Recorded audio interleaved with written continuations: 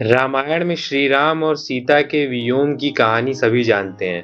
वनवास से लौटने के बाद एक धोबी के कहने पर सीता को राम से अलग रहना पड़ा था। क्या आपको पता है कि यह सब एक तोते की वजह से हुआ था, जिसने सीता को अपने पति का वियोग झेलने का श्राप दिया था? आइए जानते हैं। सीता जब छोटी थी तो अपने सखियों के साथ बाग में खेल रही थी। तभी उनकी नजर तोतों की एक जोड़ी पर पड़ी। दोनों आपस में कुछ बात कर रहे थे। सीता जाकर उनकी बात चुपचाप सुनने लगी। तोतों की जोड़ी कह रही थी कि भविष्य में एक राम नाम का प्रतापी राजा होगा, जिसका विवाह सुंदर राजकुमारी सीता से होगा। जब सीता ने उनसे पूछा कि यह सब उन्हें किसने बताया, तो तोतों ने कहा कि उन्होंने महर्षि वाल्मीकि के मुंह से यह बातें सुनी है। वह अपने शिष्यों को यह बता रहे थे। तभी सीता ने कहा कि जिस राजकुमारी की बात बता रहे थे वह मैं ही हूँ। यह सुनकर तोते घबरा गए। उन्होंने कहा कि हम उड़कर कहीं दूर। सीता ने उन्हें रोक दिया और कहा कि वह उन्हें अपने साथ रखेगी, जा रहे हैं और कभी यहाँ नहीं आएंगे। इस पर तोतों ने कहा कि वह आजाद पंछी हैं, किसी पिंजरे में बंद कर नहीं रह पाएंगे। सीता ने कहा कि वह और भी बातें सुनना चाहती है, इसलिए उन्हें नहीं जाने देगी। तोतों की जोड़ी ने खूब विनती की, मगर सीता ने टस से मस नहीं हुई। बाद में सीता ने नर तोतों से कहा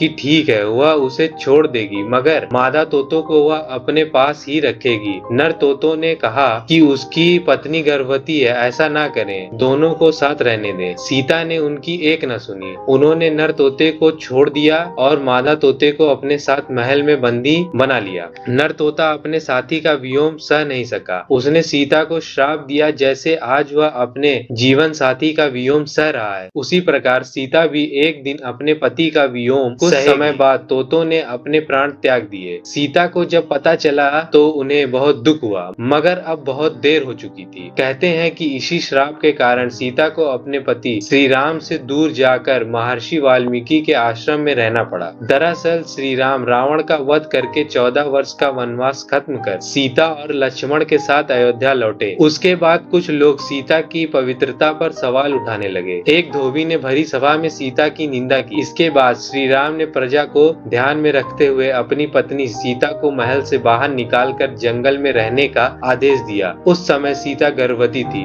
उन्होंने वाल्मीकि के आश्रम में ही अपने पुत्रों लव और कुश को जन्म दिया। कहते हैं कि जिस धोबी के कहने पर श्री राम को अपने पति का वियोग झेलना पड़ा, वह पिछले जन्म में वही तोता था जिसे सीता को श्राप दिया था। ऐसी और कहानियों के लिए इंस्पायर नेशन चैनल को फॉलो करें।